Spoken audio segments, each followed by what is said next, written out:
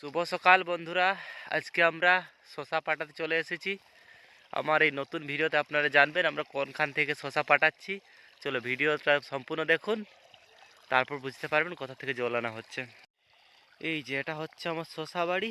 চলুন এখন আপনাদের ভিডিওতে থাকুন, আপনাদের দেখাচ্ছি কোথা থেকে আনা হচ্ছে জলটা। এই যে চলুন আমরা পাইপ ধরে ধরে চলে যাচ্ছি। অনেকে বলেন চাষিদের অনেক টাকা, কিন্তু তা তো বাস্তবে সত্যি না।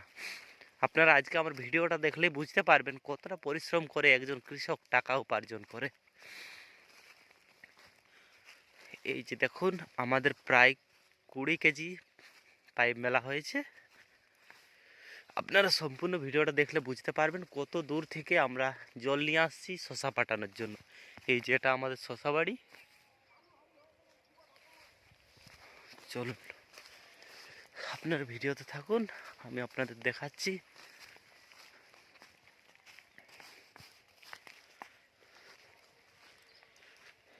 এইখানে যেহেতু গ্রাম অঞ্চল, এখানে বিদ্যুতের সুব্যবস্থা রয়েছে, তাই ইলেকট্রিক চালা মেশিনে আমরা জল তুলি, ওটাতে কোনো অসুবিধা নেই।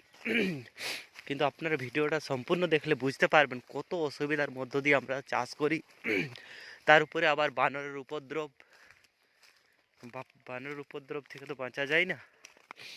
আর আমাদের এগুলোর ফরেস্টারগুলো কিচ্ছু করবে না। ওই যে দেখো, ওইদিকে দেখা যাচ্ছে কপিলা পাহাড় হচ্ছে এটা, ওই যে পাহাড়, এদিকে আমাদের ঘর। এই যে চলো আমরা যাচ্ছি, আপনাদের দেখাচ্ছি কোথা থেকে জল আনা হচ্ছে।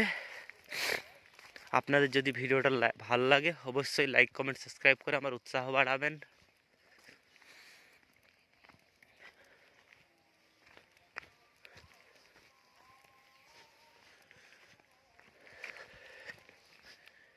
কিছু কিছু লোক কৃষকের শুধু ইনকাম দেখে, তারা ভেবে নেই তাদের অর্থের অভাব নেই। কিন্তু আসলে বাস্তবতা আমি আপনাদের দেখাবো কিভাবে একজন কৃষক কঠোর পরিশ্রম করে টাকা উপার্জন করে,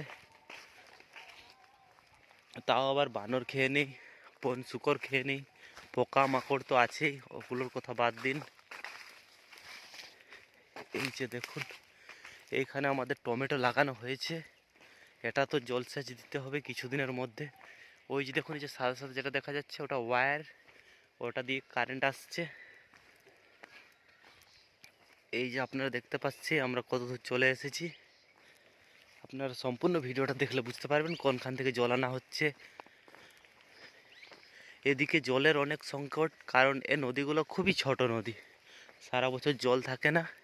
গ্রীষ্মকালে নদী শুকনো হয়ে যায়, তখন জেসিপি দিয়ে গর্ত খুঁড়ে তারপরে জলসেচ করা হয়। কিছু কারণে আমাদের মেশিনে কম জল দিচ্ছে, তাই আমি দেখতে এসেছি কি কারণে কম জল দিচ্ছে।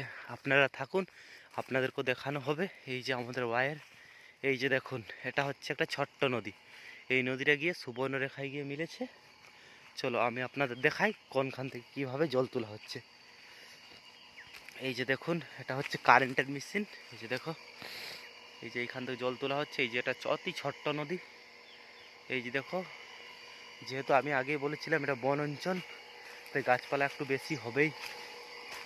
চলুন আপনারা দেখুন সম্পূর্ণ ভিতরে। এই যে দেখুন, এই দেখুন কতটা উঁচুর থেকে জল তোলা হচ্ছে। এই যেটা আমাদের জমি বন্যাতে নষ্ট হয়ে গেছে, কিছু ক্ষতিপূরণ দেওয়া হয়নি।